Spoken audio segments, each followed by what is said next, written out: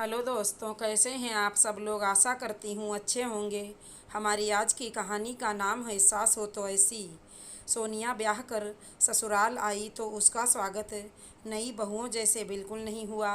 हालांकि वह मानसिक रूप से तैयार थी इस व्यवहार के लिए, पर दिल तो बच्चा है ना, थोड़ा बुरा तो लगना ही था। ज़्यादातर रिश्तेदार गप में इस कदर व्यस्त थे कि स्वागत के लिए बाहर तक नहीं आए, या यूं कहें कि परवाह ही नहीं किया।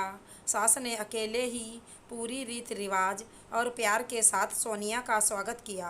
बहू की ज़रूरत और स्वागत में कोई कमी न रह जाए, इसका पूरा ध्यान रख रही थी, जो उसकी ननद मेघा को हजम नहीं हो रही थी। क्या मम्मी, कितनी सेवा करोगी अपनी बहू रानी का।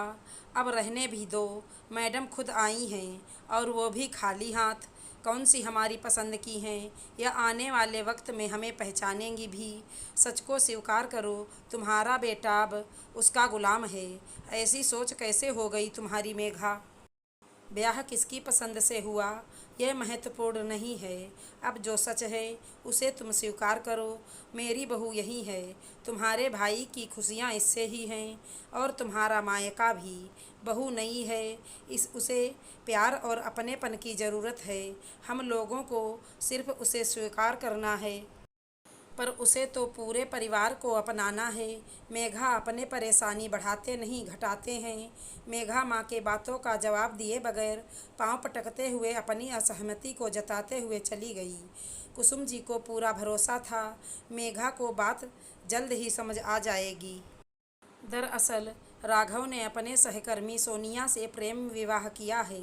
सोनिया दूसरी जाति के होने के साथ एक पैर से लाचार थी, जिस कारण सभी को इस शादी से आपत्ति थी। सोनिया काफ़ी सुलझी हुई होनहार लड़की है, पर समाज हो या परिवार, बाहरी खूबसूरती को ही महत्व देते हैं ना।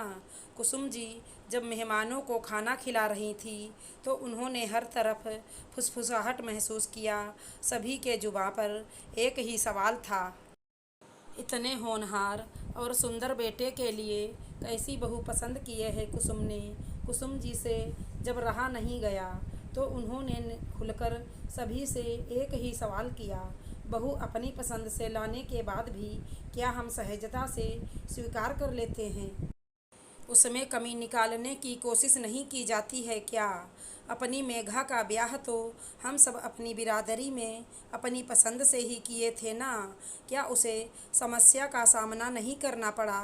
मेरे बेटे ने अपने पसंद से शादी की तो क्या हमारा विशेष अधिकार हो गया कमी निकालने का, बहू को नीचा दिखाने का। मुझे गर्व है बेटे की पसंद पर। अगर बहू को खुले दिल से अपनाएंगे तो अच्छाई और खुशियाँ ही नज़र आएंगी। सच तो ये है कि शुरू शुरू में कुसुम जी भी इस रिश्ते को नकार दिया था, पर बेटे के समझाने पर जब वो सोनिया से मिली तो पहली बार में ही इस रिश्ते को मन से स्वीकार कर लिया था। सोनिया कमरे में बैठे बैठे सारी बातें सुन रही थी।